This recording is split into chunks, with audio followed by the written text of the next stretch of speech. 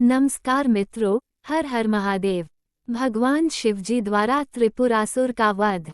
मित्रों, आज हम त्रिपुरारी पूर्णिमा से जुड़ी त्रिपुरासुर के वध की कथा सुनते हैं। भगवान कार्तिकेय ने तारकासुर का वध किया था।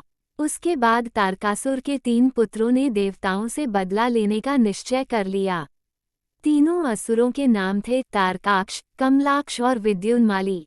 देवताओं को पराजित करने के उद्देश्य से तीनों तपस्या करने के लिए जंगल में चले गए। उन्होंने हजारों वर्ष तक अत्यंत कठोर तप किया। उनके कठोर तप से ब्रह्मा जी प्रसन्न हुए और उनके सामने प्रकट हो गए। तीनों ने ब्रह्मा जी का वंदन किया और कहा, ब्रह्मा जी, हमने आपको प्रसन्न करने के लिए कठोर तप किया है। आप हमें अमरता का वरदान दें। तब ब्रह्मा जी बोले, मैं आपको अमरता का वरदान नहीं दे सकता, परंतु तुम कोई ऐसी शर्त रख लो जो अत्यंत कठिन हो, जिसके पूर्ण होने पर ही आपकी मृत्यु होगी। उसका वरदान मैं तुम्हें दे सकता हूँ। तीनों ने बहुत विचार किया और ब्रह्मा जी से वरदान मांगा, हे प्रभु, आप हमारे लिए 3 तारों पर 3 नगरों का निर्माण करें। वे तीनों तारे अर्थात नगर जब अभिजित नक्षत्र में एक पंक्ति में आएंगे और उसी समय कोई व्यक्ति अत्यंत शांत अवस्था में हमें मारेगा, तभी हमारी मृत्यु होगी और हमें मारने के लिए उस व्यक्ति को एक ऐसे रथ और बाण की आवश्यकता होगी जो बनाना असंभव हो। केवल उससे ही हमारी मृत्यु हो। उनकी इच्छा सुनकर ब्रह्मा जी ने कहा, तथास्तु, आप तीनों की इच्छा के अनुसार ही होगा। तीनों असुरों को मिले वरदान के अनुसार ब्रह्मा जी ने उन्हें 3 तारों पर 3 नगर निर्माण करने के लिए विश्वकर्मा जी को आज्ञा दी। विश्वकर्मा जी ने तारकाक्ष के लिए स्वर्णपुरी, कमलाक्ष के लिए रजतपुरी और विद्युन्माली के लिए लौहपुरी का निर्माण कर दिया। ब्रह्मा जी से वरदान प्राप्त होने के बाद तीनों असुर उन्मत्त हो गए। उन्होंने 7 लोकों में आतंक मचाया। इन तीनों असुरों को ही त्रिपुरासुर कहा जाता था। त्रिपुरासुर जहाँ भी जाते वहाँ सज्जनों को सताते रहते। उन्होंने देवताओं को भी देवलोक से बाहर निकाल दिया। त्रिपुरासुर के आतंक से त्रस्त होकर उन्हें हराने के लिए सभी देवता एकत्रित हुए। सभी ने अपना सारा बल लगाया, परंतु त्रिपुरासुर का प्रतिकार नहीं कर सके। अंत में सभी भगवान शिवजी के शरण में गए। देवताओं ने कैलाश पर्वत पर जाकर शिवजी को पूरा वृतांत बताया।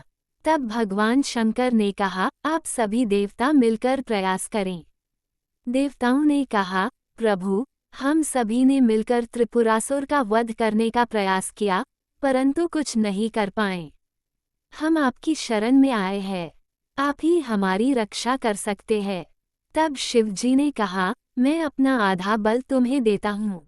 इस बल की सहायता से प्रयास करके देखो। शिवजी ने अपना आधा बल देवताओं को दिया, परंतु देवता उनका आधा बल सहन नहीं कर पाए। तब शिवजी ने स्वयं त्रिपुरासुर का संहार करने का संकल्प लिया। अब त्रिपुरासुर का वध करने के लिए रथ और धनुष बाण सिद्ध करना आवश्यक था। भगवान शिवजी ने पृथ्वी को ही उनका रथ बनाया। सूर्य और चंद्रमा को उस रथ के पहिए बनाए। सृष्टा सारथी बने, भगवान विष्णु बाण बने, मेरु पर्वत धनुष और वासुकी बने उस धनुष की डोर। सभी देवताओं ने अपने बल से वह रथ संभाल लिया। इस प्रकार असंभव रथ सिद्ध हुआ। भगवान शिवजी उस रथ पर सवार हुए। उनकी शक्ति के कारण वह रथ भी डगमगाने लगा। तभी विष्णु भगवान वृषभ बनकर उस रथ में जुड़े। घोड़ों और वृषभ की पीठ पर सवार होकर महादेव ने उस असुर नगरों को देखा। अपने धनुष्य पर बाण रख उन्होंने पाशुपत अस्त्र का संधान किया और तीनों तारों को नगरों को एक पंक्ति में आने का आदेश दिया। अभिजित नक्षत्र में तीनों नगर एक पंक्ति में आते ही भगवान शिवजी ने अपने बाण से तीनों नगरों को जलाकर भस्म कर दिया। इसमें तीनों आसुरों का भी अंत हो गया। तभी से भगवान शिवजी त्रिपुरांतक बन गए। त्रिपुरांतक का अर्थ है 3 पुरों का अर्थात नगरों का अंत करने वाले। भगवान शिवजी ने जिस दिन त्रिपुरासुर का वध किया वह दिन था कार्तिक पूर्णिमा। इस पूर्णिमा को त्रिपुरारी पूर्णिमा भी कहते हैं। इस दिन घर में, घर के बाहर और मंदिरों में दियों की आरास बनाकर उनकी पूजा की जाती है और आनंदोत्सव मनाया जाता है। दोस्तों, आपको ये कहानी कैसी लगी, कमेंट करके जरूर बताएं। ऐसी और कहानी सुनने के लिए इसे लाइक, शेयर और सब्सक्राइब जरूर करिए। धन्यवाद।